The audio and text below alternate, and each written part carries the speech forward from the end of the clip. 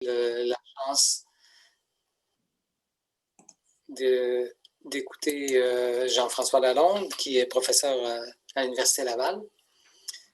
Mais avant de présenter Jean-François, je veux simplement mentionner qu'on aura aussi d'autres webinaires qui s'en viennent. Donc, notre conférencier ou conférencière pour le mois d'avril n'est pas encore confirmé, mais on aura d'autres présentations là, qui s'en viennent. On va vous tenir au courant. Donc, aujourd'hui, pour introduire Jean-François, j'ai demandé à Denis Laurando, qui est le directeur du laboratoire de vision et système numérique à l'Université Laval, de présenter Jean-François. Denis était aussi le responsable de répartie là, pendant plusieurs années. Donc, Denis, je te cède la parole maintenant. Oui, merci Clément. Ça me fait plaisir de présenter Jean-François pour le séminaire réparti de ce mois-ci. Jean-François est arrivé au LVSN en 2013. J'ai été obligé de lui demander, parce que le temps passe tellement vite que c'est comme s'il venait juste d'arriver.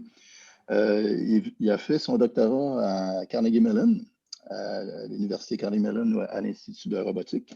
Et puis, a travaillé dans l'industrie par la suite et a aussi fait un postdoc à Disney Research avant de se joindre à nous comme junior de la chaire CRSNG Créaform en numérisation 3D, dont je suis le responsable. Jean-François s'intéresse principalement à la vision par ordinateur et à l'apprentissage machine relié aux applications de vision. Et son intérêt particulier, c'est de comprendre le monde, l'illumination et ce qui l'entoure à partir d'images.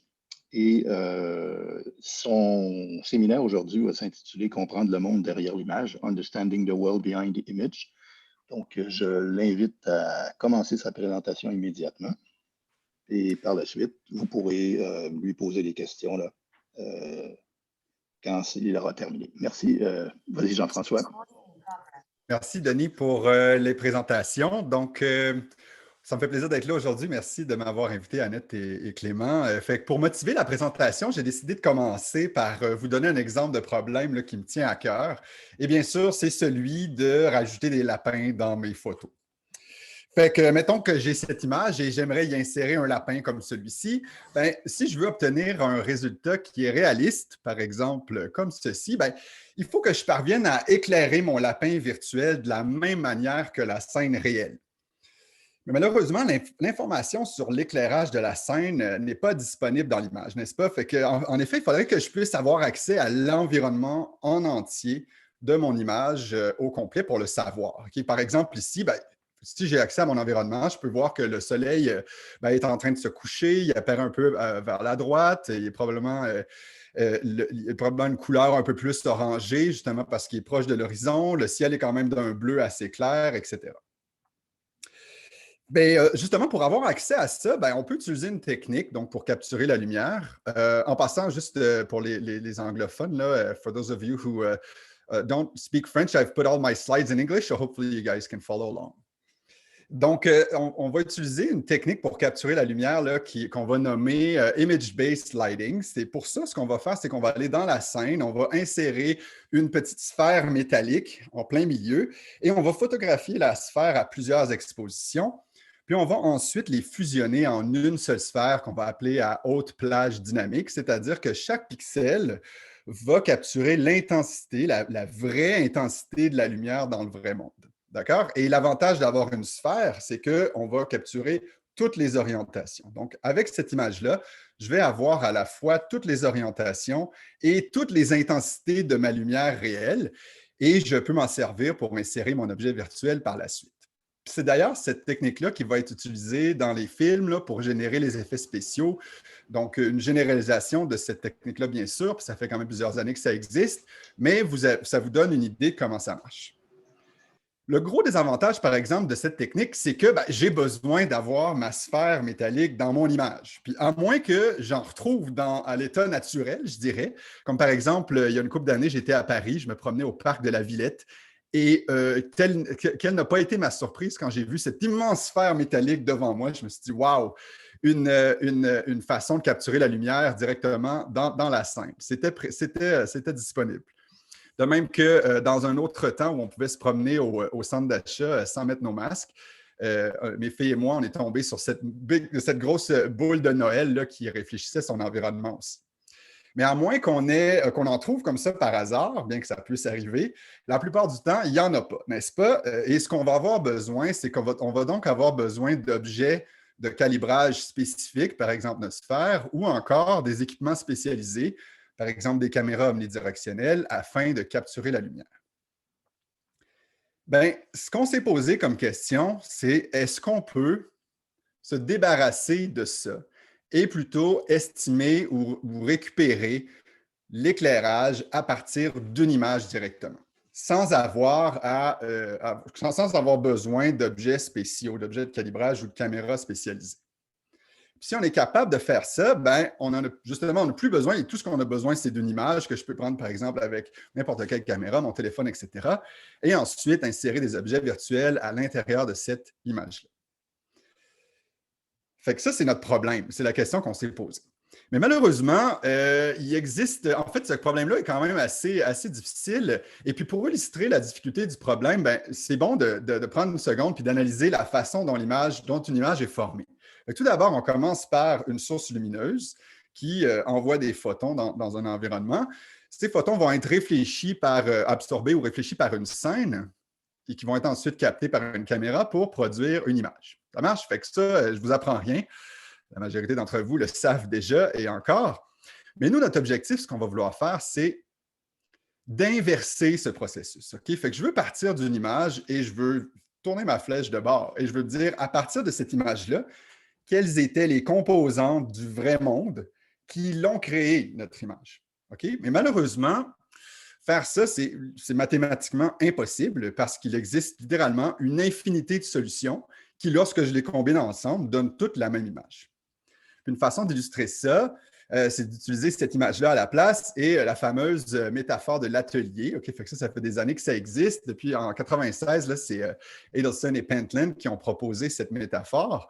La métaphore de l'atelier va comme suit. Si j'ai cette image-là, puis on se pose la question, qu'est-ce qui a créé dans le vrai monde cette image-là?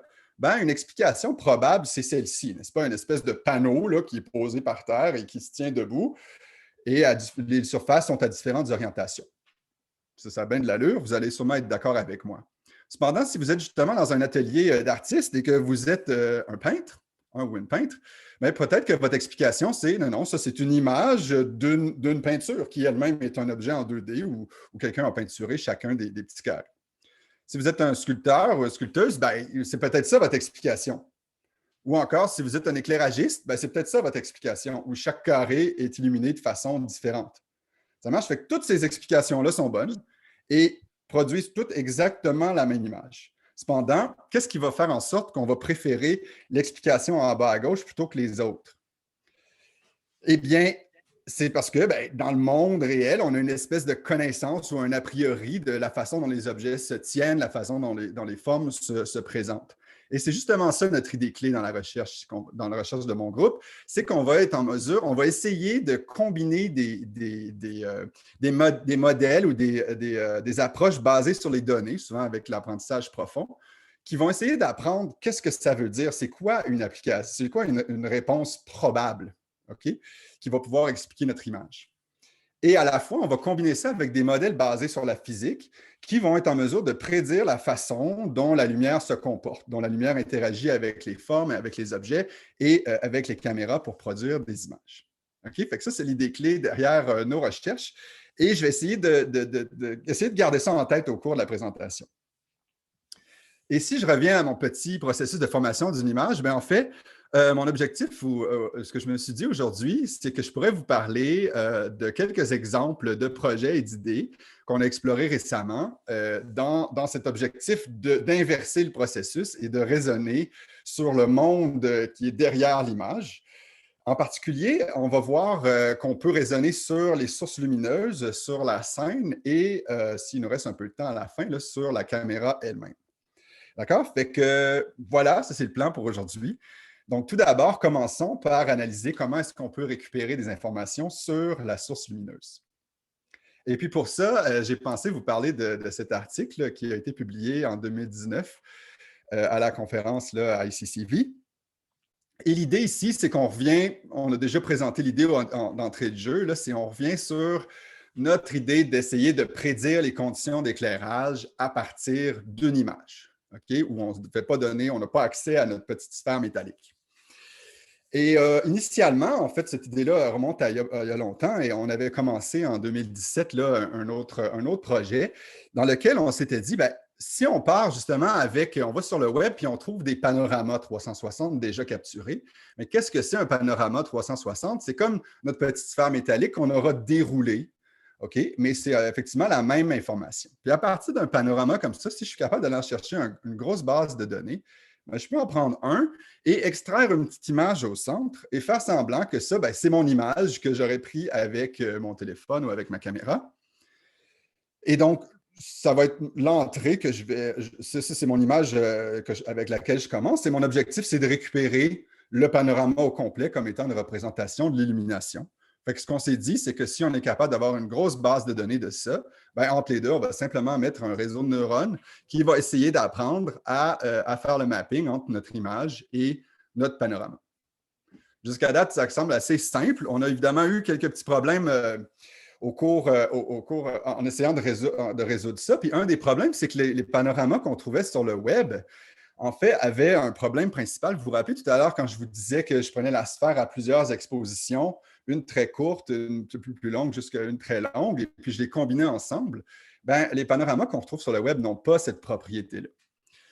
Et ça, pour l'illustrer, si j'en prends un de ces panneaux-là, puis je vous le montre comme ça ici, puis je vais zoomer sur une des régions là, au centre.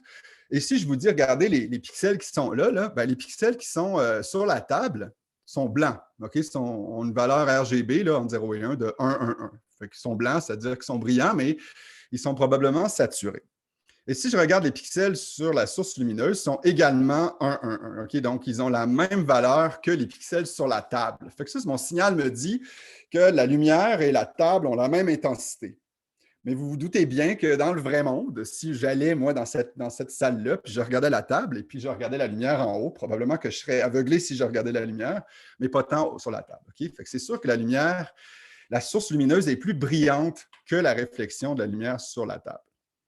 Et c'est ça qu'on veut dire par, en anglais, le dynamic range, là, la plage dynamique, c'est-à-dire que notre panorama qu'on trouve sur le web ne capture pas les plages d'intensité lumineuse là, du monde réel.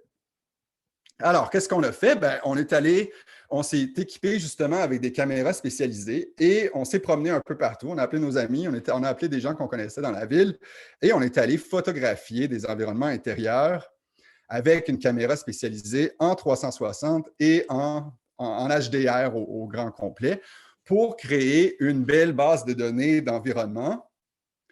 Et là, quand on a un petit peu de temps sur les mains, quand on est un étudiant gradué qui a un petit peu trop de temps sur les mains, on génère des belles petites animations comme ça. C'est ça. pour montrer qu'en fait, on a capturé une très grosse base de données là, de 2400 panoramas en 360 en HDR où il n'y a aucun pixel qui est saturé. Et en fait, ils sont disponibles là, sur le web. Si jamais vous êtes intéressé, allez voir ça. Faites-moi signe, là, puis ça va me faire plaisir de vous les donner. Et ce que ça nous a permis de faire, c'est justement, on a pu entraîner notre réseau, dont je parlais tout à l'heure, pour prédire les conditions d'éclairage à partir d'une seule photo. Et juste pour vous donner une petite idée là, de quoi ça a l'air, c'est que si j'ai l'image en haut, ben, en bas, j'affiche la vraie vérité, la vérité terrain pour cette image-là. Et ici, c'est notre prédiction. Okay? Fait que le réseau est en mesure de prédire à peu près, vous allez me dire, la distribution globale d'intensité autour de la caméra. Deuxième résultat rapide là, à vous montrer. Fait que les endroits où on voit que c'est jaune, là, je crois que vous voyez mon curseur, mais si vous ne le voyez pas, dites-le moi, s'il vous plaît. On prédit qu'il y a une source lumineuse très intense là, qui provient d'ici, ce qui correspond effectivement là, à la fenêtre qui était présente derrière la caméra. Puis ce qui est intéressant, ce qu'il faut garder en tête, c'est que cette prédiction là, est faite à partir de l'image qui est ici. Puis l'image, on ne la voit pas, la fenêtre, n'est-ce pas? Elle est à l'extérieur du champ de vue, mais néanmoins, le réseau est en mesure de raisonner, de regarder cette image-là et de se dire quelles sont les sources lumineuses qui ont contribué à l'éclairage de mon image, même si je ne les vois pas dans l'image elle-même. Et ça, ce que ça nous a permis de faire, c'est de faire du rendu, donc c'est-à-dire d'insérer des objets virtuels qui sont éclairés à partir de notre estimé qui, lui, est automatiquement obtenu à partir de l'image. D'accord? C'est une longue phrase, mais on part de l'image, on estime l'éclairage et on fait le rendu d'objets virtuels dans l'image, ce qui nous permet de nous débarrasser complètement de notre petite sphère métallique. Et maintenant, on peut le faire à partir de l'image directement. Voici un autre exemple que j'aime particulièrement où on voit, contrairement à l'exemple précédent où on voyait la fenêtre dans l'image, là, on devine qu'il y a une fenêtre à l'extérieur de l'image, mais on ne la voit pas, mais néanmoins, le réseau là, est en mesure de l'estimer et d'obtenir un rendu là, qui est réaliste. Good. Fait que ça, c'était il y a quelques années. Là, en 2017, on a publié cet article-là. Mais en regardant les résultats, on a commencé à se poser des questions. Et une des questions qu'on s'est posées, c'est est-ce qu'on a vraiment besoin de tous ces pixels-là? Okay? Donc, à partir d'une image, là, on prédit une petite carte d'environnement qu'on appelle là, en latitude-longitude, là, qui est notre sphère déroulée, à 256 par 128 de résolution, ce qui nous donne 32 000 valeurs en RGB. Okay? C'est un gros nombre. Et on se demande, est-ce qu'on a vraiment besoin de tous ces pixels-là pour faire le rendu d'un objet dans une image? Puis, si je regarde, moi, mettons cette carte-là, puis je me dis que c'est quoi qui est important pour estimer l'éclairage? Est-ce que tous les pixels sur le plafond, par exemple, tous ces pixels-là, sont vraiment importants? Est-ce que tous les pixels sur le plancher sont vraiment importants? Quels sont les pixels les plus importants? Bien, les pixels les plus importants, ce sont ceux qui correspondent aux sources lumineuses, n'est-ce pas? C'est aux endroits qui émettent de la lumière dans la scène. Et c'est à partir de là, c'est ça qui va contribuer le plus à l'apparence de mes objets. Donc, on s'est attaqué au problème des sources lumineuses. Fait qu'on peut, par exemple, les détecter, ces sources lumineuses-là. Si j'ai mon panorama original à gauche, je peux les détecter simplement qu'en regardant ce qui est brillant, parce que j'ai accès aux intensités réelles de l'image. Et juste pour se convaincre qu'effectivement, ce sont ces pixels-là qui sont les plus importants, si je fais le rendu d'objets virtuels avec l'image de gauche, j'obtiens ça. Si je fais le rendu des objets virtuels avec seulement les pixels sous les sources lumineuses, j'obtiens ce que j'ai à droite. Okay? Donc, vous vous rendez compte qu'à l'œil, c'est très, très semblable. Puis effectivement, ce sont vraiment les pixels les plus importants. Donc, ça m'amène à notre but principal de cette première partie là, du premier projet que je voulais vous présenter. C'était, est-ce qu'on est capable d'apprendre à prédire non seulement des environnements lumineux comme on avait avant, mais des sources lumineuses ponctuelles, des sources lumineuses paramétriques. Puis par paramétrique, j'entends justement des paramètres, n'est-ce pas, des paramètres simples et intuitifs. Par exemple, quelle est la position de la source lumineuse en 3D autour de la caméra? Quelle est sa taille? Quelle est sa couleur? OK? Et c'est ça qu'on veut être en mesure d'estimer à partir d'une image et non plus l'espèce d'environnement lumineux comme distribution de sources lumineuses comme on avait avant. Ben, OK. Ben, pour ça, qu'est-ce qu'on peut faire? Ben, je pourrais simplement penser à prendre mon image comme ça ici, mon panorama de tout à l'heure, même approche que tout à l'heure. Je prends mon panorama, je détecte les sources lumineuses, j'extrais une petite image au centre et je branche ça dans mon réseau de neurones préféré. Et d'un côté, j'ai l'image, de l'autre côté, j'ai les paramètres et le tour est joué. Vous me voyez venir, hein? Il y a un mais. Donc, le mais, c'est quoi? Ben, le mais, je vais essayer de vous l'expliquer comme ça, okay? Parce que c'est un petit peu touché, mais je pense qu'avec ces explications-là, vous allez être en mesure de comprendre quel était le défi qu'on a dû résoudre dans ce problème-là. Fait que, admettons que j'ai ma caméra qui est ici, que je vois de haut, okay? Et j'ai, par exemple, 3 sources lumineuses dans ma scène. Okay? J'ai une source de type halogène, mettons, devant moi. J'ai un néon à ma gauche et j'ai une fenêtre à ma droite. D'accord? Et là, je demande à un réseau de neurones de prédire une lumière, par exemple. J'assume que j'en ai juste une. Et là, au début, quand on entraîne des réseaux de neurones, ces poids sont aléatoires. Donc, il fait n'importe quoi. Et on va espérer qu'au fur et à mesure de l'entraînement, on ait une estimation qui est de plus en plus proche de la réalité. Alors, au début, ça, c'est ce que notre réseau devine parce qu'il fait n'importe quoi. Là, littéralement, c'est une devinette aléatoire. Et là, ce qu'on va faire, c'est qu'on pourrait dire, OK, ben, moi, j'ai besoin d'assigner une fonction de perte à mon réseau qui va lui dire comment progresser, comment s'améliorer. Pour ça, par exemple, on pourrait penser associer, associer à cette lumière-là la plus proche parmi les vraies lumières dans la scène. Quelle serait la plus proche? Ben, mettons que c'est le néon. OK? Fait que c'est le néon. Et donc là, ma fonction de perte va dire, ta lumière, là, tu devrais la tasser vers la gauche. Sa surface devrait être un peu plus grosse. Sa couleur devrait être plus bleutée, parce qu'un néon, c'est un peu plus bleuté. Et sa position, donc, devrait être vers la gauche. Ça marche? Fait qu'on va avoir du gradient. Fait que la petite flèche en pointillé, c'est une illustration du gradient, c'est-à-dire dans quelle direction on veut que le réseau s'améliore. OK? Il va s'améliorer vers ça. Mais là, évidemment, lorsqu'on entraîne, le processus d'entraînement, on ne le fait pas juste sur cette image-là, on le fait sur des milliers d'autres images à la fois. Il va y avoir quand même beaucoup d'aléatoires là-dedans. C'est donc dire qu'à l'itération subséquente, admettons que plutôt que de se déplacer exactement dans cette direction-là, on s'est déplacé un petit peu vers la droite parce qu'il y a du bruit, parce qu'il y a d'autres images, etc. Mais là, en se déplaçant vers la droite, tout d'un coup, on se retrouve à être plus proche de l'halogène. Donc, à l'itération d'après, on va associer cette lumière-là. Ah non, OK, en fait, tu étais plus proche de l'halogène. Fait qu'on va tirer vers la droite maintenant. On va dire, ton aire, elle devrait être plus petite, parce que l'halogène, c'est généralement assez petit. La couleur va être plus jaune maintenant, et la position ne sera plus à gauche, mais bien devant la caméra. Et on répète le processus. L'itération suivante, peut-être à cause du bruit d'entraînement, ben, je me tasse encore peut-être un peu trop vers la droite. Ce qui fait en sorte que là, maintenant, je vais associer mon estimation. Parce que le problème, c'est que je ne sais pas à quelle lumière ça correspond. Donc, je vais l'associer à mon plus proche. Le plus proche, maintenant, c'est la fenêtre.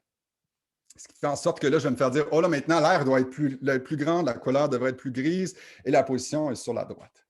Vous voyez? Fait qu'au fur et à mesure de l'entraînement, on s'est rendu compte que l'assignement, l'association entre l'estimé et les valeurs réelles était très instable et changeait toujours d'une lumière à l'autre. Ce qui fait en sorte qu'en bout de ligne, le réseau prédit à peu près toujours la même chose.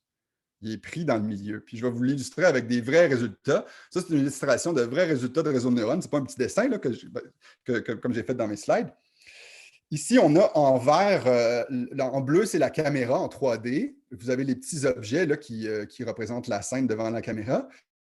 Et la petite boule rouge représente la position réelle de la lumière et la petite boule verte représente la position estimée de la lumière, après que le réseau ait appris. OK, ça, c'est après avoir convergé. Dans cet exemple-là, on se dit, waouh, c'est super, ça marche.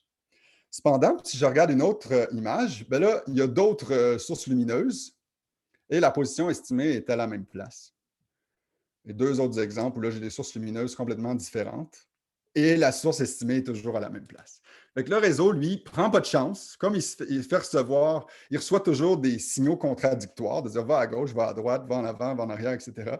Prédit toujours à peu près la même chose, qui se retrouve à être à peu près la position moyenne de la source lumineuse, c'est-à-dire un peu en avant de la caméra, puis la scène a l'air bien éclairée. Mais ça, ce n'est pas ce qu'on veut, n'est-ce pas? On voudrait que le réseau soit en mesure de s'adapter au contenu de l'image et puisse nous dire, oh, dans cette image-là, la lumière vient de la gauche. Dans cette image-là, la lumière vient de la droite.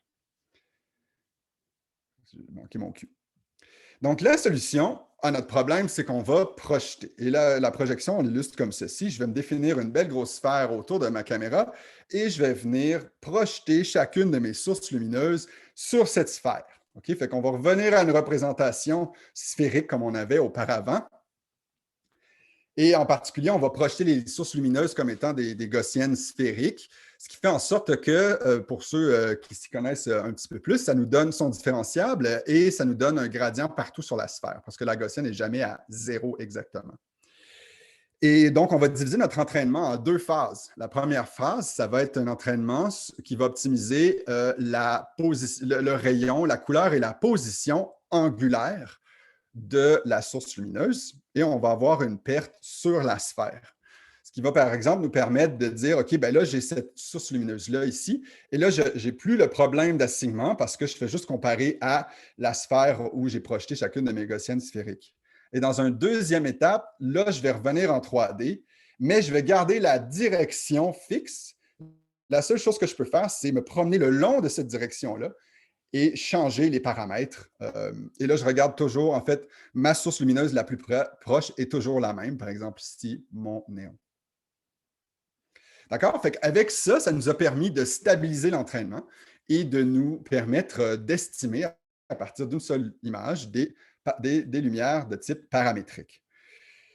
Et là, on a fait des évaluations là, quantitatives, juste pour vous donner une idée rapidement. Là, les hours, c'est la version paramétrique à 2, 3 et 5 lumières. Et la version ici, là, c'est la version qu'on avait avant, qui était la distribution lumineuse approximative. Alors, on a des erreurs quantitatives beaucoup plus faibles qu'auparavant. Je vais sauter par-dessus celle-là. Et qualitativement, ça nous permet aussi d'avoir des beaux résultats là, où lorsqu'on fait le rendu comme ça ici, on est en mesure de prédire que la lumière vient effectivement des fenêtres. Et donc, on a une direction, une ombre là, qui est fortement directionnelle, qui nous indique que la lumière vient de la bonne place. Même chose dans ce deuxième exemple. On a également demandé, avec des exemples comme ça ici, à des gens là, de juger si eux aussi trouvaient que nos estimés étaient bons. Et là, ce qu'on fait, c'est qu'on a fait une petite étude là, où on demande à des gens de comparer l'insertion d'objets virtuels toujours, qui sont éclairés soit avec une technique ou soit avec le vrai éclairage. Okay? Fait qu'on reste toujours avec des objets virtuels, mais comme l'exemple précédent.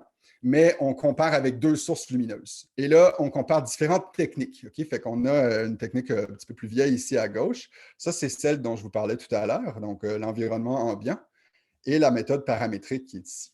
Okay? Fait qu'ici, un score parfait, c'est 50 50 ça veut dire que les gens sélectionnent au hasard entre le vrai et le faux, avec l'éclairage réel et l'éclairage estimé.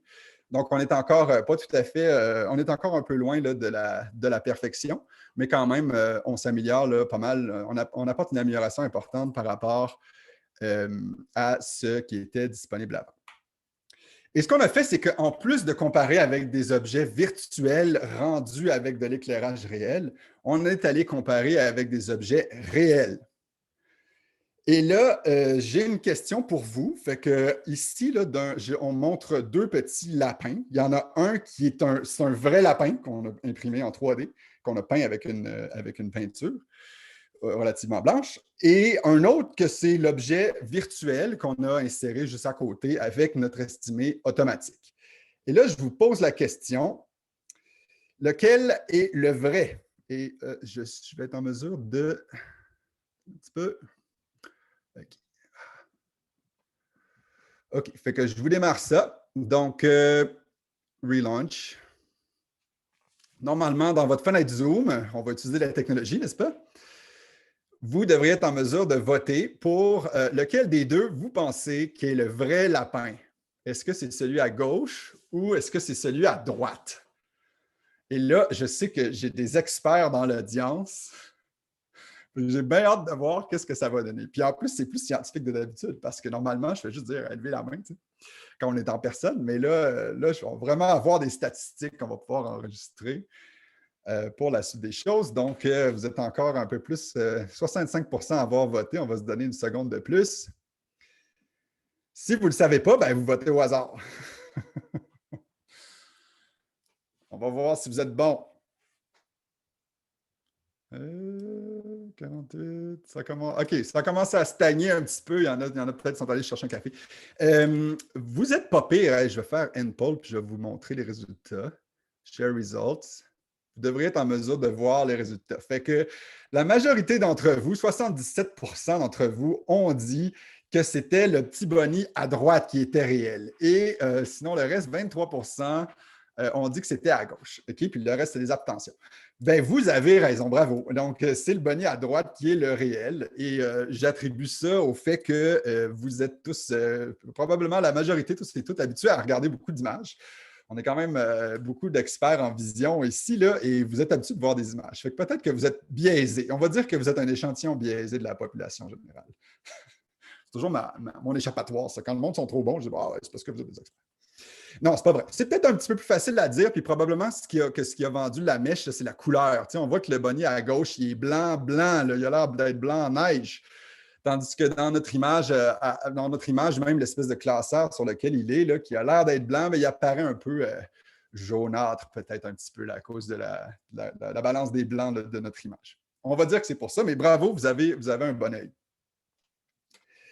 Il nous reste encore un peu de travail à faire avant de s'approcher du réel absolu. Mais souvent, quand on est en absence de référence, comme là, je vous le montre avec une référence, vous avez les deux images l'un à côté de l'autre.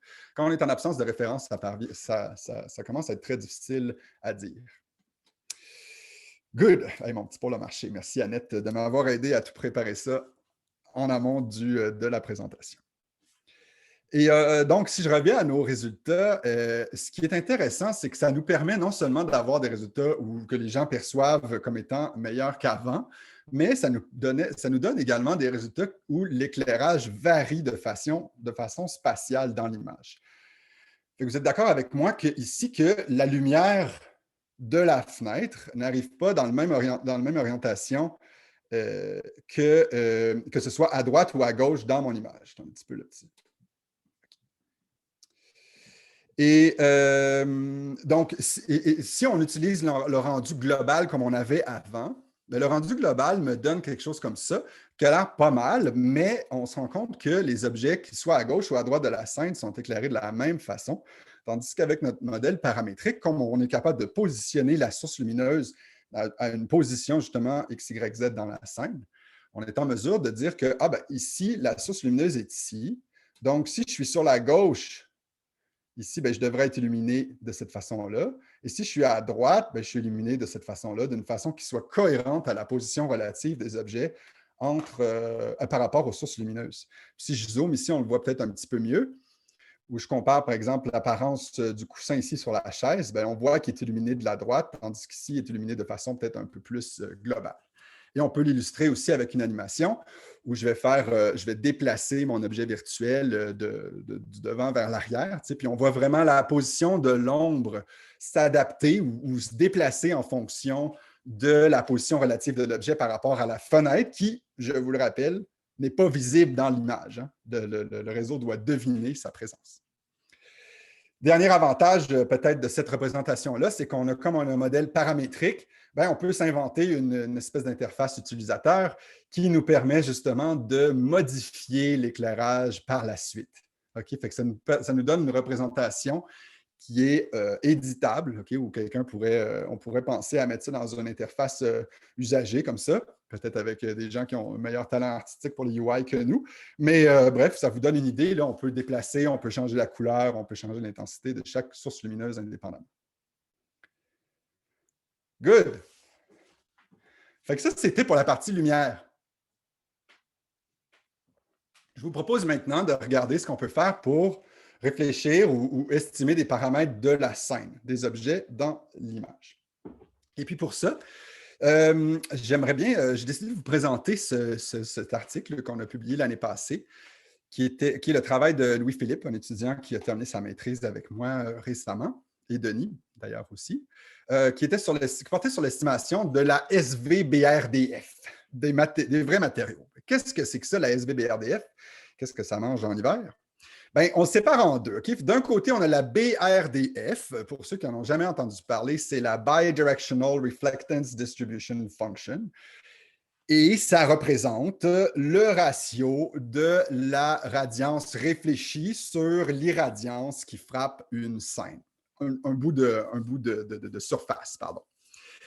Rapidement, ce que ça veut dire, ça, c'est que c'est la façon dont les surfaces reflètent la lumière. Okay? Fait que l'irradiance qui frappe la surface, c'est la lumière émise par une source qui est perçue par un petit élément de surface qui dépend de deux angles, okay, en sphérique, là, θ et φ. Et la radiance réfléchie, ça dépend de la direction dans laquelle on observe la surface. Okay? Fait que cette BRDF-là, ça varie en fonction de l'éclairage. Si j'ai une petite source, je peux déplacer ma source lumineuse et ça varie également en fonction de l'endroit où moi je la regarde. D'accord? Fait que ça, c'est la BRDF. Et d'un autre côté, on a le SV qui veut dire Spatially Varying, qui veut simplement dire à chaque pixel dans une image, les paramètres de la BRDF changent. Okay? Donc, je peux avoir, par exemple, différents types de matériaux, admettons du tissu, le sol, des roches, etc., du marbre. Et là, à chaque endroit sur ma surface, j'ai des paramètres de BRDF différents. Si je rends ça un petit peu plus concret, généralement, ce qu'on utilise dans notre travail, c'est le modèle là, de Cook-Torrance. Et ça, ce que ça veut dire, c'est que je vais représenter la façon dont une surface réfléchit la lumière avec 4 images. Okay? Une image qui représente les normales à la surface, donc l'orientation de la surface localement qui se divise en 2 angles. L'albédo, qu'on appelle la réflectivité diffuse, ça, c'est une couleur RGB qu'on va associer à chaque pixel. Le roughness, qu'on appelle, qui va dire est-ce que cette surface-là est réfléchissante ou non, ou un petit peu plus rough, justement, en bon français. Et finalement, un terme spéculaire qui dit si la lumière réfléchit un peu comme la surface d'un miroir, quelle va être la couleur de la lumière réfléchie? Et à partir de ces informations-là, donc au total, j'ai 9 valeurs par pixel, je peux recréer l'apparence de la surface sous n'importe quelle condition d'illumination. Okay? Fait que si je suis capable d'aller chercher à partir d'images du vrai monde, si je suis capable d'aller estimer ces valeurs-là, je suis en mesure de recréer l'apparence de la surface de façon très réaliste parce que j'ai été en mesure de capturer justement ces différentes propriétés. Et la façon que c'est fait habituellement dans la littérature, ben, j'ai plusieurs options. Soit que les gens le font littéralement manuellement, donc il y a des artistes qui sont beaucoup plus talentueux que moi, qui sont en mesure de dessiner les valeurs des normales, les valeurs des albédos, etc., pour obtenir des images qui ont l'air réalistes. C'est également possible de les capturer ça, avec des gros montages complexes de ce genre-là, où on veut justement contrôler la position de la source lumineuse. Ça, c'est l'espèce de dôme. Et on veut également contrôler la position de la caméra, habituellement une caméra qui peut monter puis qui peut descendre sur une table tournante. On en a une d'ailleurs à l'université qui ressemble un peu à ça. Et récemment, depuis quelques années, on a aussi des approches qui sont basées sur l'acquisition à partir d'un téléphone seulement. Okay? Fait que vous allez me dire, comment ça se peut, ça, de passer d'une espèce d'acquisition complexe avec un gros setup comme ça à des centaines de milliers de dollars potentiellement à un téléphone que je tiens dans ma main? Ben, l'idée que les gens ont explorée, c'est qu'ils ont exploré l'estimation avec de l'apprentissage profond. OK? Fait qu'on va essayer d'entraîner des réseaux qui vont prendre une ou peut-être plusieurs images en entrée et vont prédire les différents paramètres, les différentes cartes ici, là, à droite, de mon modèle de BRDF. Okay? Puis l'idée de ces articles-là, dans le passé, se sont dit, ben, si on entraîne avec des données synthétiques, justement, on va demander à des artistes de nous créer plein de BRDF comme ça. Et on va leur demander justement, on va aller les chercher, ces choses-là, sur Internet. Et puis ensuite, ça va nous donner plein de données. Et on va être en mesure, comme on a les valeurs réelles de chacune de ces cartes-là, ben, on se retrouve encore en apprentissage supervisé. On va se dire, on a des images en entrée, qu'on va faire le rendu. Et en sortie, on va prédire les paramètres de la SVBRDF.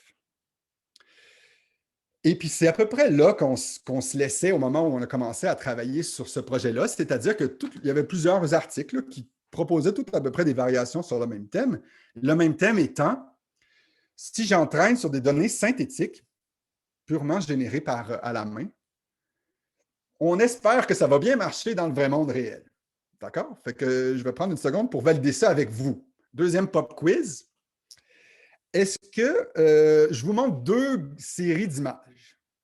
Une série d'images à gauche. Ça, c'est la même surface photographiée sous différentes sources d'éclairage. Et des images à droite. Et là, vous allez me dire lequel des deux, est-ce que vous êtes en mesure de dire, ouais, il y en a qui ont l'air synthétiques, il y en a qui ont l'air vrais. Fait que je vais changer de pôle. Voilà. Fait que là, dites-moi ça, vous autres, si vous êtes capable de me dire, OK, c'est celui à gauche qui est vrai ou c'est celui à droite qui est vrai? Les vraies surfaces qu'on a photographiées dans le vrai monde.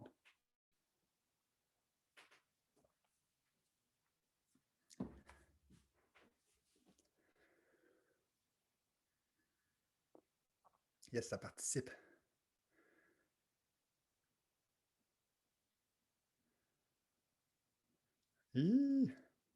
OK, 43 sur 59. Hey, ça avance, c'est bon? Vous êtes bon?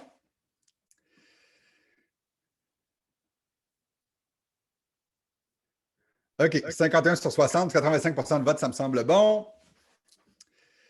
C'est moins flagrant que tout à l'heure, on dirait. Vous êtes 62% à me dire qu'à droite représente des images réelles et 38% à me dire qu'à gauche, j'ai des images réelles. Ben, ceux qui ont dit à droite, vous avez raison. OK? Fait que c'est effectivement les images de droite qui sont des vraies images et qu'on a photographiées.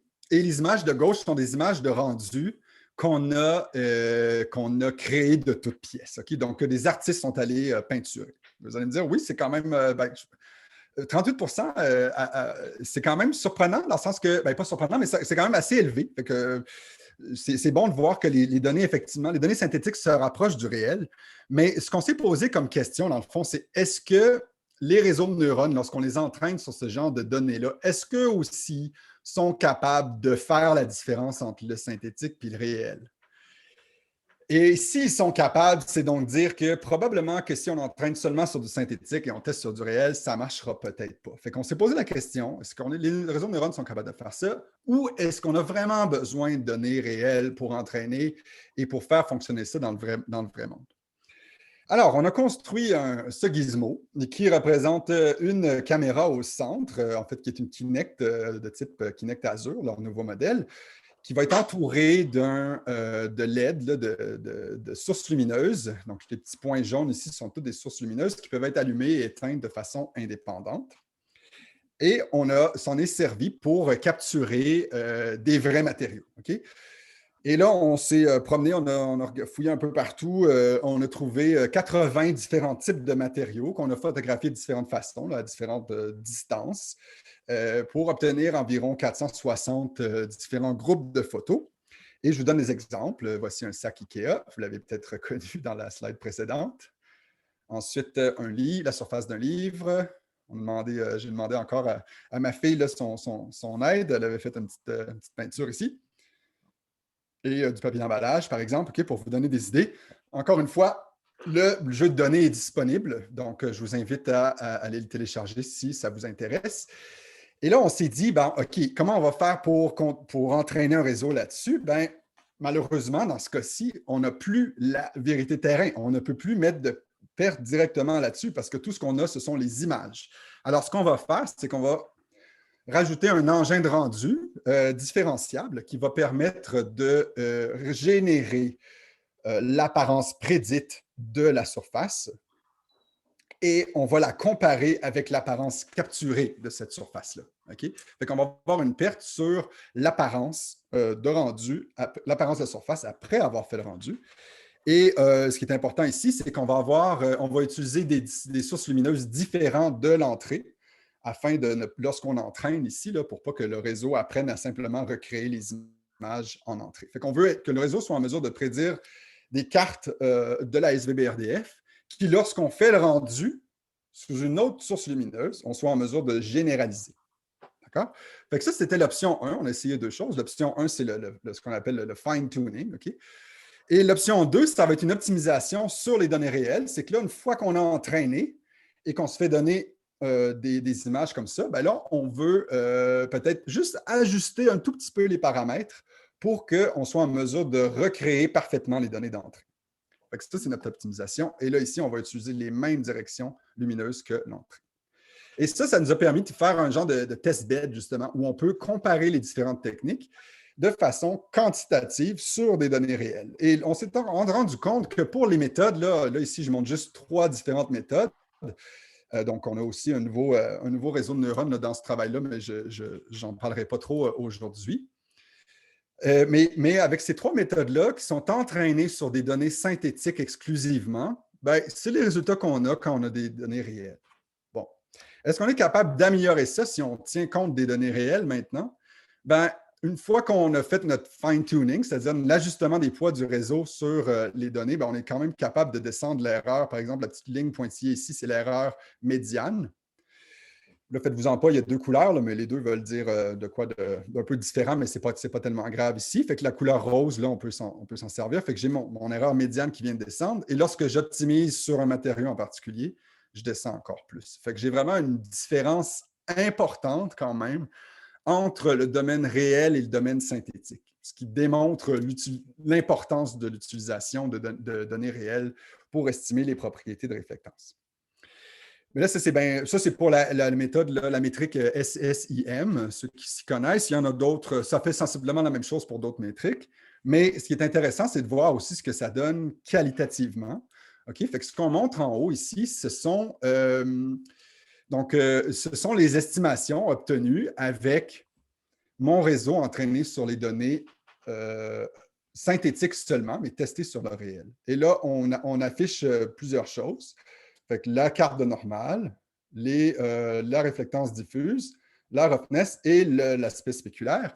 Et puis ici, à droite, j'affiche 3 rendus différents de ceux qui sont utilisés en entrée au réseau. Okay? Puis en bas, j'ai la référence. Okay? Fait que mon objectif, là, c'est que les photos à droite, ici, soient le plus près possible, les rendus à droite, pardon, ici, soient le plus près possible des photos en bas. Si j'entraîne seulement sur synthétique, on voit que, bon, ça s'approche, mais ce n'est pas génial. Si je fais le fine-tuning, donc si j'ajuste les poids du réseau sur des données réelles, ben, c'est comme si je faisais un pas dans la bonne direction, mais je n'y suis pas encore tout à fait. Et lorsque je fais l'optimisation, là, j'obtiens ça ici et on voit qu'effectivement, les rendus, ben, ils ne sont pas non plus absolument parfaits, mais ils se rapprochent vraiment beaucoup plus de la réalité.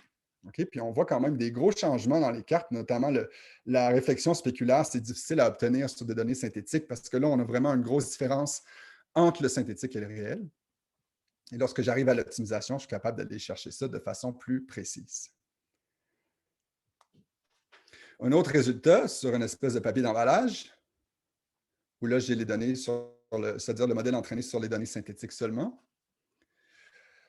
que j'aurais fine-tuné sur les données réelles et que j'aurais optimisé sur les données réelles. Et là, ici, on voit vraiment, encore une fois, la différence dans la réflexion spéculaire, c'est-à-dire quelle est la couleur de la lumière qui est réfléchie très fortement. Bien, ici, c'est plutôt gris, c'est pour ça qu'on a une espèce de réflexion grise.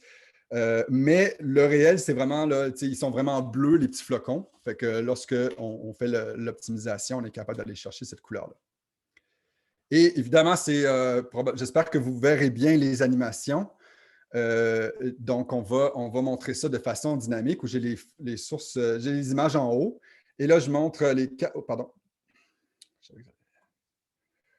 OK, fait que là, on va montrer les 4 résultats ici. Donc, ça, c'est synthétique seulement. Le fine-tuning, l'optimisation et la référence. Fait que si vous voulez, vous pouvez regarder seulement cette image-là et la comparer visuellement à la référence.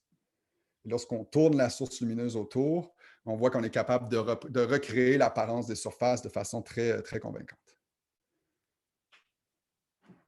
J'espère que vous êtes en mesure de bien voir les animations malgré Zoom.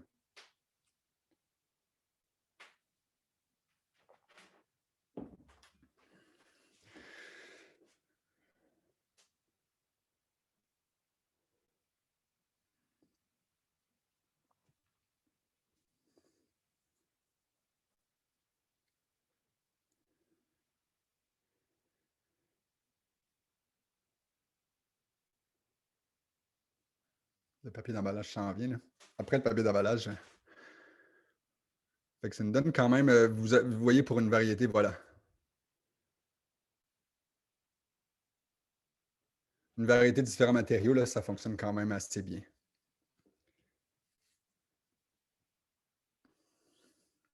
La feuille dorée, qui pose des problèmes particuliers, là, particulièrement ici sur le synthétique seulement. Donc, il y a très peu de matériaux qui ont l'air de ça là, dans les jeux de données. Donc, c'est très important d'optimiser et d'aller chercher vraiment un rendu là, qui est crédible. Voilà. Alors, ceci complète notre deuxième projet sur la scène. Et là, ce qu'on va faire, c'est que, étant donné, j'aime mieux nous garder du temps là, pour poser des questions, discuter un peu. Fait que malheureusement, le troisième projet sur l'estimation des paramètres de caméra, on va garder ça pour une prochaine fois. Et rapidement, ce qu'on a fait, là, c'était un projet là, en fait, qui était principalement l'idée par mon collègue Félix Heidé à l'Université Princeton, qui était aussi en collaboration avec Derek, qui est dans l'audience, sur l'optimisation d'hyperparamètres à l'intérieur de caméras. Fait que je vais garder ça pour une prochaine fois. Ce sera une partie remise seulement. Donc, je vais conclure en revenant sur l'illustration de la recherche qu'on fait. Encore une fois, on veut partir d'une image et plutôt que de la considérer comme étant une grille de pixels en 2D, comme le font bien des techniques. On essaie de raisonner, d'entraîner des méthodes qui vont raisonner sur le monde 3D réel derrière la photo. Et pour ça, on combine donc des approches basées sur les données ainsi que des approches basées sur la physique. Et ça nous a permis d'extraire des informations sur l'éclairage, sur la réflexivité de la scène, sur la caméra, mais ça, je vous ai peut-être mis plus l'eau à la bouche. Et pour vous mettre l'eau à la bouche encore plus, il y a toutes sortes d'autres projets dans le lab qu'on fait, là, notamment sur le calibrage automatique, la reconstruction de scène à l'extérieur, l'estimation d'éclairage à l'extérieur, le suivi d'objets en 3D. Mais ça aussi, ça sera pour une prochaine fois. Fait que j'en profite pour conclure en remerciant mon équipe. Donc, c'est le travail de ces étudiants que vous avez vu aujourd'hui, qui a été aussi mené parfois en collaboration avec des partenaires industriels et des partenaires académiques. J'en profite également si vous êtes des étudiants, si vous êtes étudiants, étudiantes et vous cherchez des projets, j'ai des postes disponibles. Tant qu'à ça, on va faire un peu de pub. Et donc, n'hésitez pas à me contacter là, si cette direction de recherche vous intéresse. Et sur ce, j'en profite pour vous remercier beaucoup de votre attention aujourd'hui. Merci beaucoup, Jean-François. C'était très, très intéressant. Il y a sûrement des gens qui ont des questions. On peut procéder via le chat ou encore on peut procéder aussi là, en allumant votre micro en posant les questions. Je vois une question ici de... Ah, je vois que ça y a eu de l'action sur le chat. Je voyais des notifications, mais je ne l'avais pas ouvert avec moi. Fait que... Oui, tu peux jeter un coup d'œil, c'était très intéressant. Il y avait les commentaires de Denis sur les sondages. Moi, je ne joue plus. Je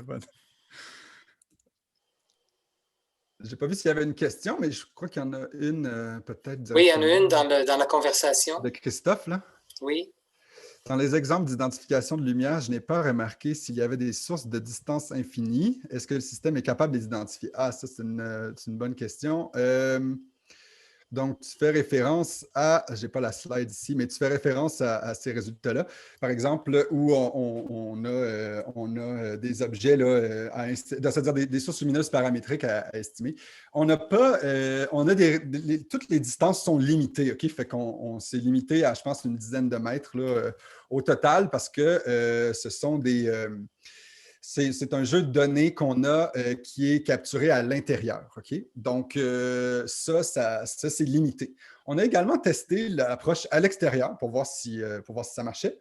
Et en fait, ça marche surprenamment bien, mais le soleil, lui, devrait être à l'infini et on l'estime à 8 mètres seulement. Okay? Fait que ça devra être ajusté là, si on veut être... justement, si on veut être en mesure de généraliser, par exemple, à des environnements intérieurs ou extérieurs, il faudrait être en mesure de généraliser ça un petit peu là, pour pouvoir prédire le soleil un petit peu plus loin que 8 mètres. D'accord? Mais c'est ça. Fait qu'on se limite à une certaine distance à cause de notre jeu de données, mais on pourrait potentiellement penser à entraîner sur des données intérieures et extérieures de façon simultanée. Il y a une deuxième question, Jean-François, dans la conversation. Oui, les positions. Non, j'ai des positions disponibles à tous les niveaux. Maîtrise, doctorat, même postdoc. Situation facile. OK. Bonjour, j'ai une question sur plutôt application. J'ai vu votre démonstration sur le Light Direction Demo dernièrement. Okay. Est-ce que vous pensez que c'est applicable à des images de visage de simuler différentes directions de lumière? Oui, absolument. Des images de visage, on a d'ailleurs d'autres articles là-dessus aussi, où on s'est concentré exclusivement sur un selfie, par exemple. L'avantage d'un visage, c'est que ça a une forme très structurée, n'est-ce pas? Tous les visages ont 2 yeux, la majorité, un nez et une bouche, n'est-ce pas? De façon très structurée. Et c'est pour ça que travailler sur des visages, généralement, les approches qui travaillent sur des visages vont travailler exclusivement sur les visages, justement à cause de cette structure. Okay? Fait que si on appliquait, par exemple, notre méthode à une image de visage où je voyais, par exemple, mon visage en gros plan, probablement que ça ne fonctionnerait pas bien parce que notre méthode, celle-ci que je vous ai présentée, elle s'attend à voir une scène intérieure de type là, que j'ai prise avec mon téléphone là, à bout de bras. Donc, ce n'est pas une image d'un selfie. Si on sait qu'on a accès à un selfie, on est beaucoup mieux d'utiliser des méthodes spécifiques à ça. Et là, notamment, on a publié sur le sujet il y a une couple d'années où on avait une méthode explicite qui détectait, par exemple, des points d'intérêt sur le visage, qui estimait une forme approximative. Et là, ça nous donne tout d'un coup les normales à la surface qui peuvent nous permettre de dire, ah, ben là, tu sais, la lumière, si elle est plus brillante d'un côté que de l'autre, ben, on peut se servir des équations physiques pour se dire, pour estimer ça. Et on avait une autre méthode qu'on a publiée à CVPR l'année passée sur le rééclairage d'un visage directement. Plutôt que de passer d'un visage à la lumière, on passait d'un visage à un autre visage, c'est-à-dire au même visage, mais éclairé différemment. Ce qui nous permettait de faire du relighting de façon automatique. OK. Comme vous avez parlé du selfie, j'imagine dans ce cas-là, la distorsion du caméra est plus évident que les autres C'est un cas. bon point, oui. Oui, tout à fait. Le selfie, oui, il va être beaucoup plus évident, la distorsion. Là, par exemple, dans notre cas, on s'en est pas, on n'a pas travaillé là-dessus. Il existe cependant des méthodes spécifiques. J'ai oublié la référence, je viens d'en voir passer une, mais il y a des méthodes spécifiques sur le dédistorsionnement des visages, justement, lorsqu'on s'approche trop de la caméra et on a généralement des lentilles un petit peu grand angle, ça fait en sorte que c'est comme si notre nez avançait vers l'avant puis les oreilles reculaient. Là, en tout cas. Ça fait une distorsion un petit peu bizarre. Et puis, des approches spécifiques à ça qui essaient soit d'apprendre ou de créer l'effet inverse pour rectifier le visage et avoir l'air d'un portrait un peu mieux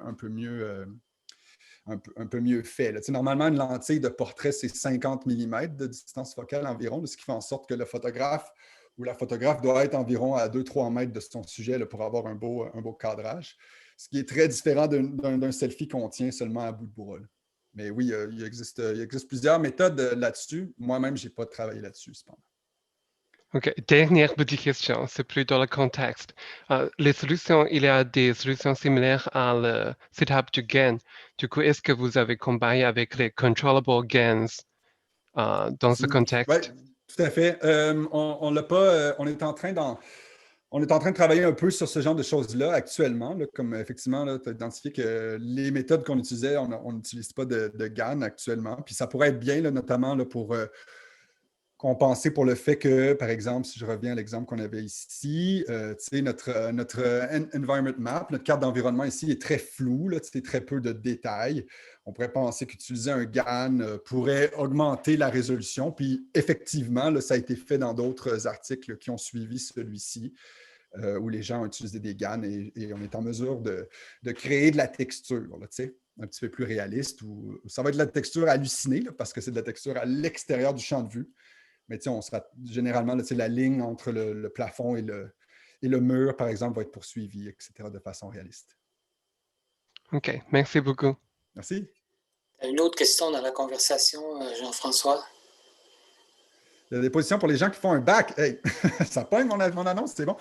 Pour le bac, c'est un peu tard pour l'été parce que les stagiaires sont déjà pas mal trouvés, mais peut-être pour l'automne, puis définitivement l'été prochain, oui. Il y avait une autre question, je pense, dans l'audience, quelqu'un qui a la main levée.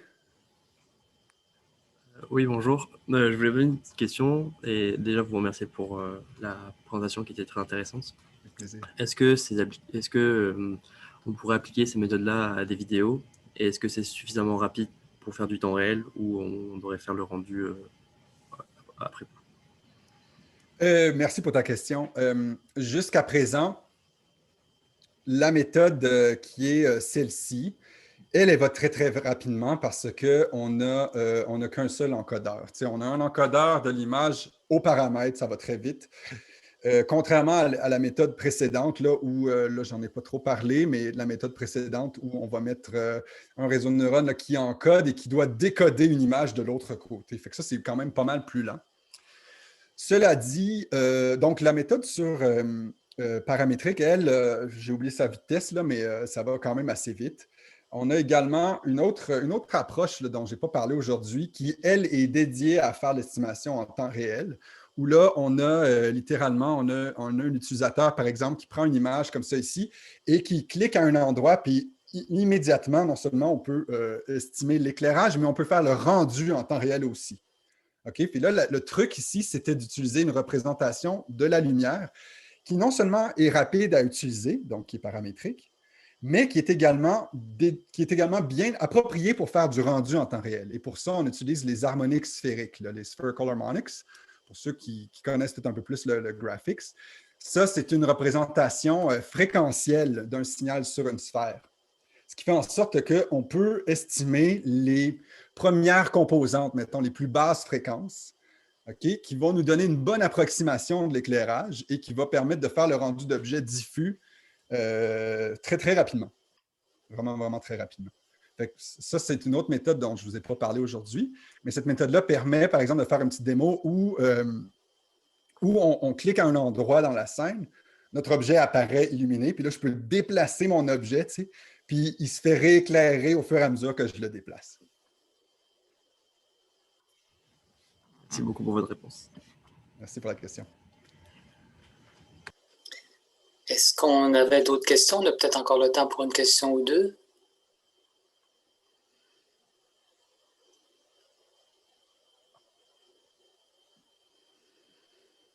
Il semble que non. Sinon, il nous reste juste à remercier Jean-François encore une fois pour cette présentation. Moi, je ne m'y connais pas beaucoup en vision, mais je trouve ça fascinant, là, tout ce qu'on peut arriver à déterminer à partir d'une image et de faire le processus inverse. Là. Ce que je comprends bien l'aspect géométrique parce qu'une projection, il y a une infinité de réponses lorsqu'on essaie d'aller dans l'autre sens, là, mais si en plus on a tous les phénomènes lumineux et tout ça, là, donc c'est vraiment intéressant et fascinant. Donc, merci beaucoup. Et comme je le mentionnais, précédemment, on aura un autre séminaire réparti au mois d'avril et sans doute au mois de mai aussi. Peut-être au mois de mai, ça sera un peu plus élaboré. Là. Ça fera office de notre colloque annuel là, qu'on ne peut pas tenir en présence. On essaiera d'arranger un peu quelque chose là, pour faire lieu de ça. Donc, merci à tout le monde pour votre présence. Et je vous donne rendez-vous on va vous tenir au courant pour les prochains événements. Merci beaucoup. Au revoir tout le monde. Merci d'être venu. Merci, Jay.